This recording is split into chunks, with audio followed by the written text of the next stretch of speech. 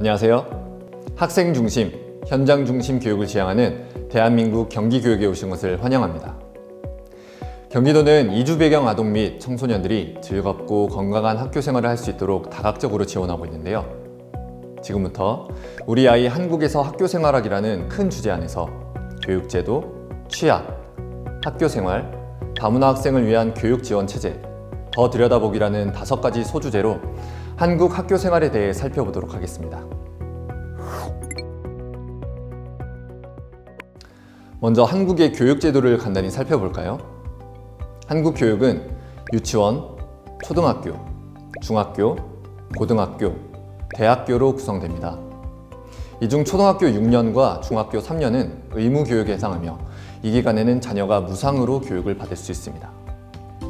단 사립초등학교, 사립특성화 중학교의 경우 교육비가 발생합니다.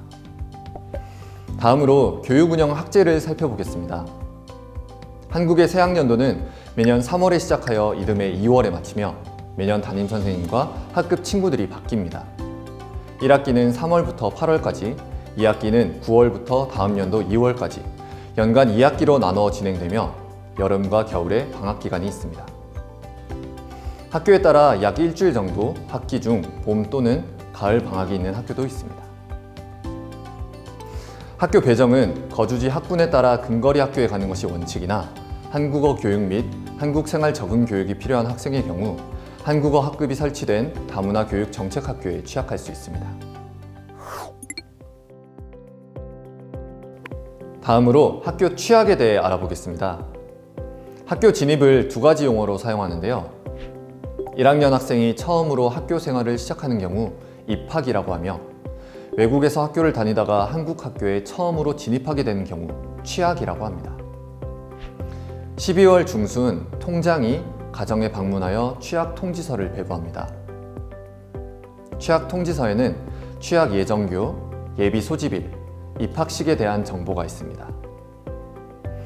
예비 소집일은 입학 등록을 하는 날이므로 보호자가 꼭 참석해야 합니다. 이때 취약 통지서를 꼭 챙겨가셔야 합니다.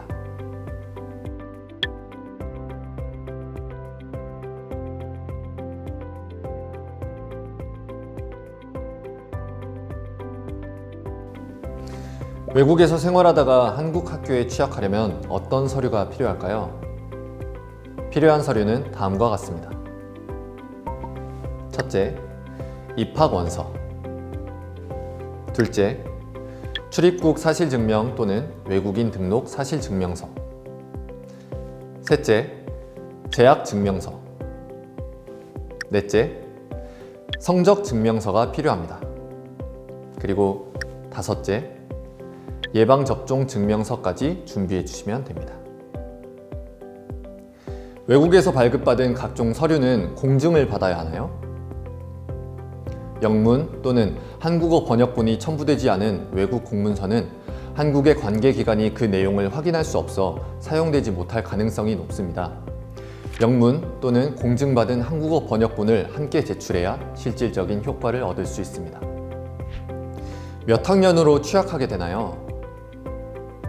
한국과 학기제가 다른 국가에서 온 경우 학년 배정은 해당 학교에서 실시하는 진단평가 및 학교별 심의위원회 협의를 통해 이루어집니다.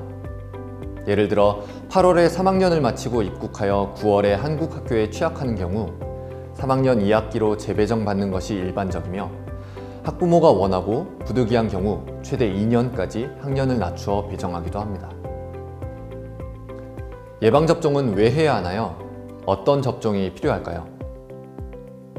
단체 생활을 하는 아동기에 감염병에 대한 방어 면역을 길러주어 우리 아이들이 건강하고 행복한 학교 생활을 할 수 있도록 하기 위함입니다. 입학 전 필수 예방접종은 디탭 5차, 폴리오 4차, MMR 2차, 일본 뇌염 불활성화 백신 4차가 있습니다. 대한민국 국적자, 외국인 등록증이 있는 경우 무료입니다. 학교 생활에 무슨 준비물이 필요할까요? 학교 생활을 하는 데 필요한 기본 준비물은 아래와 같습니다.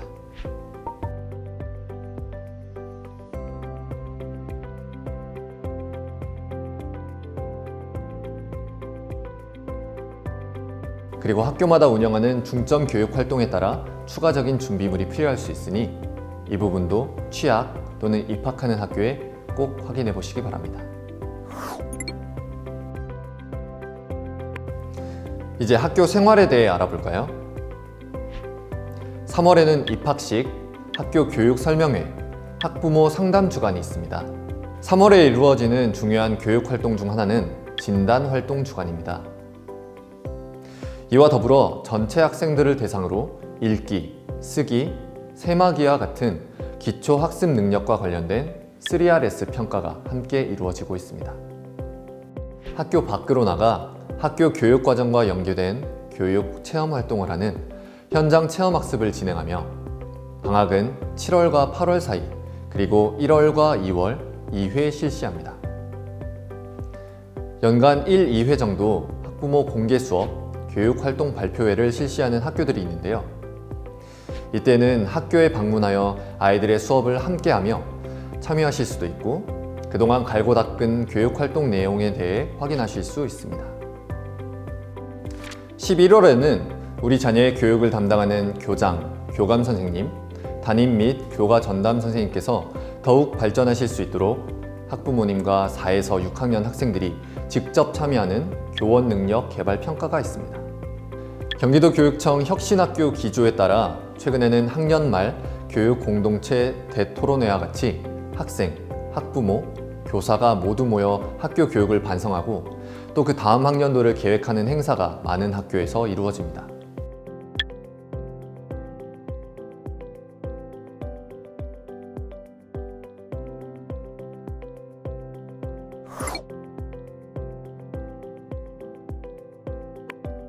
경기도교육청의 모든 학교는 9시 등교를 기본으로 하고 있습니다.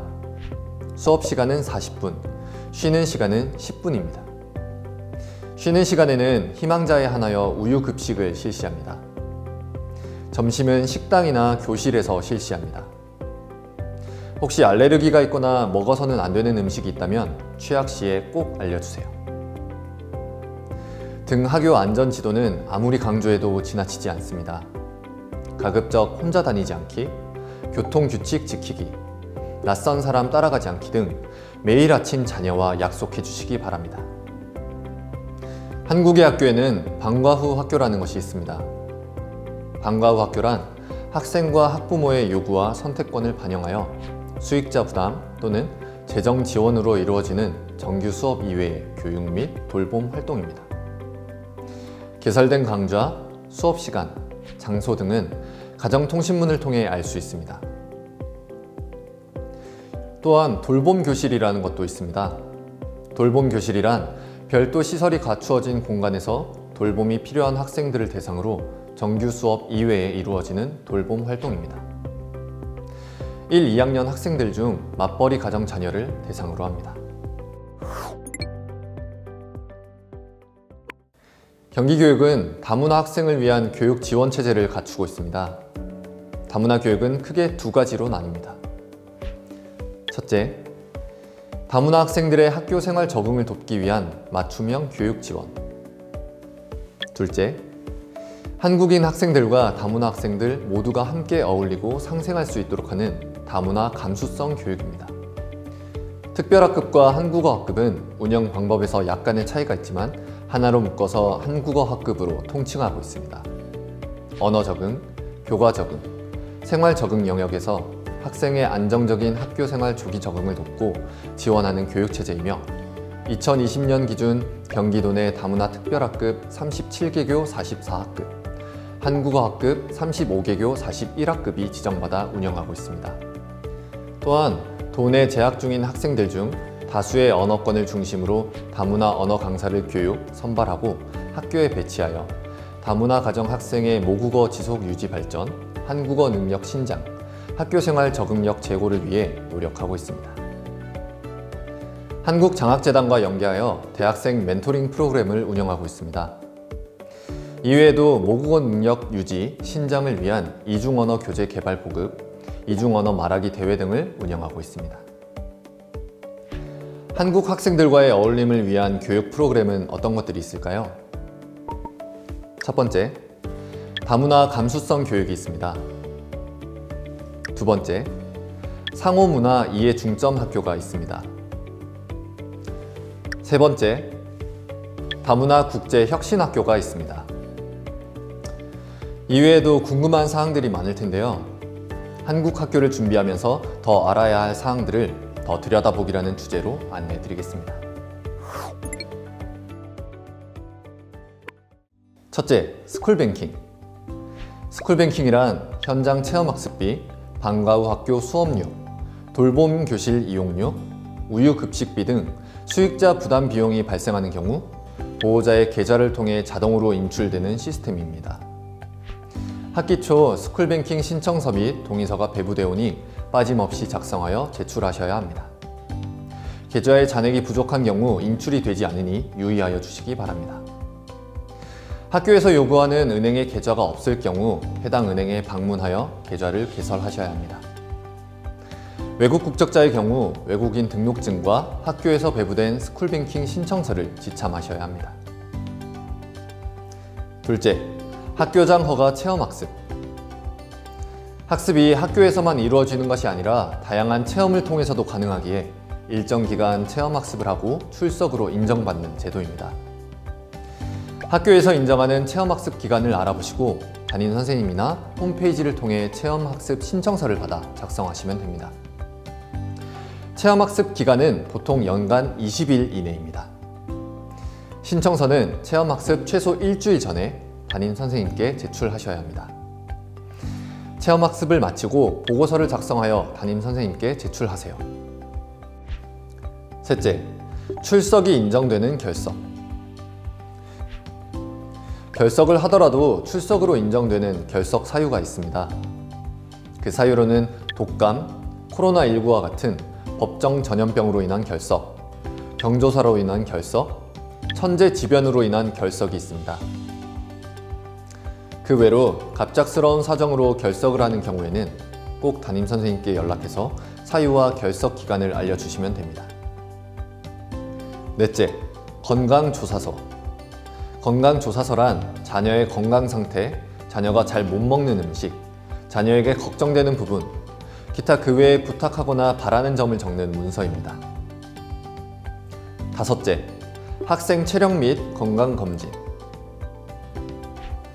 학생들의 체력 및 건강검진은 팝스를 활용하여 지구력, 순발력과 같은 학생 체력 검사 실시, 키, 몸무게, 시력과 같은 기본 체격 측정과 함께 외부 의료기관에 의뢰하여 구강검진 등을 실시하고 있습니다.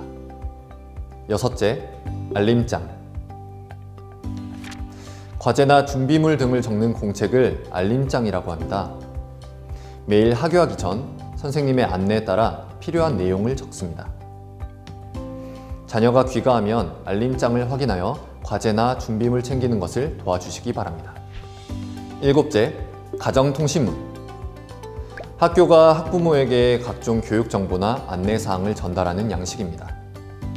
학기 초에는 가정통신문이 자주 배부되오니 알림장과 함께 꼭 확인해주세요. 전달용은 가정통신문 아래쪽에 절취선이 없습니다.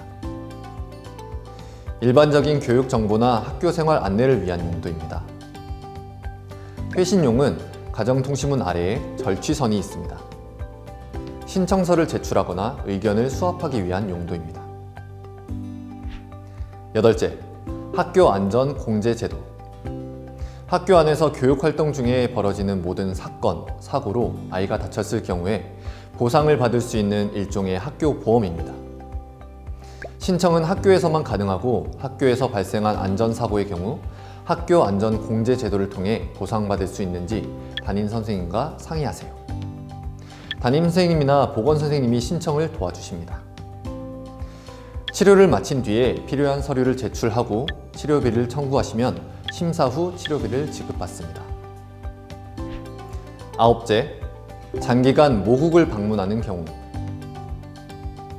비자 또는 여권 갱신, 가족 친지 행사 등의 사정으로 모국에 다녀오는 경우가 발생할 수 있습니다. 이러한 경우 보호자는 담임 선생님께 최소 2주 전까지 모국 방문 일정에 대해 미리 말씀드려야 합니다. 담임 선생님의 안내에 따라 학교의 학생 출결 관리 규정에 근거한 서류를 작성하고 비행기 왕복 티켓과 같은 한국과 모국 간 교통편을 증빙할 수 있는 서류를 제출합니다. 단, 학교에 입학한 당해 학년도 수업 일수 3분의 1 이상 장기 결석할 경우 차기 년도에 진급이 되지 않으므로 모국 방문 기간을 계획할 때는 유의해야 합니다. 마지막 10번째, 모국으로 다시 이주하는 경우. 외국 국적 학생이 국내 초등학교에서 학업을 중도에 포기하고 다시 모국으로 이주하는 경우 면제로 처리됩니다. 모국으로 재이주하게 된다면 보호자는 담임선생님께 최소 2주 전에 미리 말씀드리고 면제 신청서 및 사유서를 작성해야 합니다. 모국에 있는 학교에 다시 재학할 경우 담임선생님 또는 행정실에 요청하여 한국 학교에서의 학력 인정과 관련된 서류인 국문, 영문 재학증명서와 국문 학교생활기록부를 발급받도록 합니다. 추후 한국에 다시 돌아와 초등학교 편입을 희망하는 경우 모국에서의 정규 학교 재학 기간과 교육과정 이수 내용을 근거로 학년을 결정하게 됩니다.